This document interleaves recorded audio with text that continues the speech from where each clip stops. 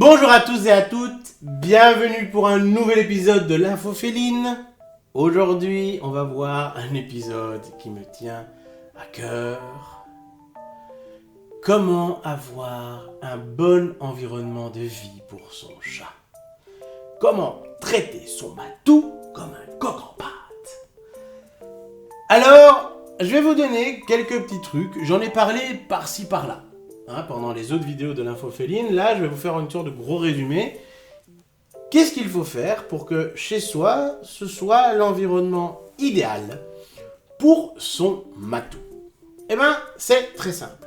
Je vous l'avais expliqué, souvenez-vous, un chat vit en 3 dimensions. Qu'est-ce que ça veut dire? Nous, on vit en 2 dimensions. La largeur, la profondeur. Hop, hop, hop. Ok. Le chat, il rajoute une 3e dimension à ça, c'est la hauteur. Un chat, il a besoin de grimper, c'est dans ses tripes, il en a besoin. Donc il faut pouvoir lui apporter une réponse à ce besoin. C'est-à-dire qu'il faut un véritable arbre à chat. Alors, ça change si votre chat sort à l'extérieur. S'il a des arbres à disposition, évidemment, l'arbre à chat est moins important. S'il fait ses besoins à l'extérieur, la litière est moins importante. Donc on va ici plus parler du chat d'appartement, mais en même temps, il n'en serait que plus heureux si votre chat de maison qui a accès à l'extérieur a tout ça chez lui également. Donc, qu'est-ce qu'il faut? Respecter son envie de grimper. Donc il faut un arbre à chat, et pas un arbre à chaton. Pas un arbre, je vous l'ai dit plein de fois, mais ça, c'est pas une taille d'arbre à chat. Un arbre à chat, il doit avoir des embranchements, il doit avoir des cachettes, il doit avoir 2-3 trucs qui pendouillent pour jouer, il doit avoir un panier à son sommet. C'est là que le chat va se mettre pour observer tout son territoire. Il adore ça. Le mien, il fait 1m85, 1m90, c'est le minimum. Essayez, en fait, ils doivent pas vous toiser du regard. Il y en a qui ont le sommet qui s'adapte au plafond, ça peut aller jusqu'à 2m30, 3 mètres. Au plus l'arbre à chat va être grand, au mieux c'est. Il en faut minimum 1. Si vous voulez en avoir 2 ou 3, tout dépend évidemment de la taille de l'habitation. Si vous vivez dans un 3 pièces, voilà, n'en ayez pas 14, mais c'est bien qu'il y ait des arbres à chat. S'il n'y a pas ça, votre chat peut mal le vivre et essayer de compenser comme il peut, en s'agrippant au rideau pour prendre de la hauteur, etc., comme nous l'avions vu précédemment. Le chat est un animal qui n'est pas spécialement glouton. À la base, le chat préfère manger par petites portions éparses. Ainsi, pour un chat, par chat, je recommande d'avoir au minimum 2 points de nourriture, c'est-à-dire 2 gamelles qui sont à des distances plutôt pas mal éloignées l'une de l'autre, afin de pouvoir avoir plusieurs points de nourriture sur son territoire. Le chat doit toujours au moins avoir une litière. Et je vous ai déjà expliqué comment choisir une bonne litière pour son chat. Il faut que la litière de préférence soit ouverte. Il faut que la litière de préférence soit dans un endroit où le chat, s'il a envie de fuir, il puisse fuir. Donc évitez de mettre, par exemple, la litière à côté de vos toilettes pour vous dire, tiens, tant que ça pue, on y va, c'est fini. Non, parce que le chat, il va stresser et donc c'est pas bien. Le chat, il doit avoir une bonne litière. Si on peut en avoir 2, c'est mieux. Mais bon, je peux comprendre qu'on n'ait pas spécialement envie d'avoir des litières partout. En tout cas, il faut une bonne litière. Et cette litière, il suffit de regarder la vidéo et vous verrez comment choisir une bonne litière. C'est une litière par chat, par contre. Si vous avez 2 chats, il faut... Vous avez compris l'idée. 3 chats, 5 chats, voilà, on a compris. Une litière par chat. L'idéal, c'est toujours avoir une litière bonus. Mais bon... Ça, on fait en fonction de ce qu'on peut avec l'espace qu'on a.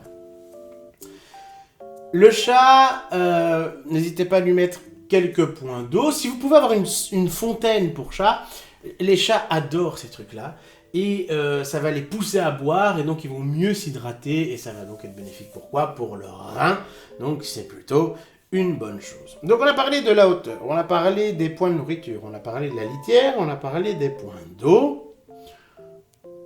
Qu'est-ce qui nous manque? Il nous manque les jouets. Les jouets, ce qui va le divertir. C'est évidemment vous qui devez jouer avec votre chat, mais n'hésitez pas à lui acheter des jouets pour qu'il puisse être stimulé. qu'il puisse jouer avec des fausses petites souris, qu'il puisse jouer avec, je sais pas moi, des cordes. Les chats s'amusent avec rien. Vous ne devez pas spécialement acheter des batteries de trucs. Ça dépend des chats. Hein. Zavok, il a tout.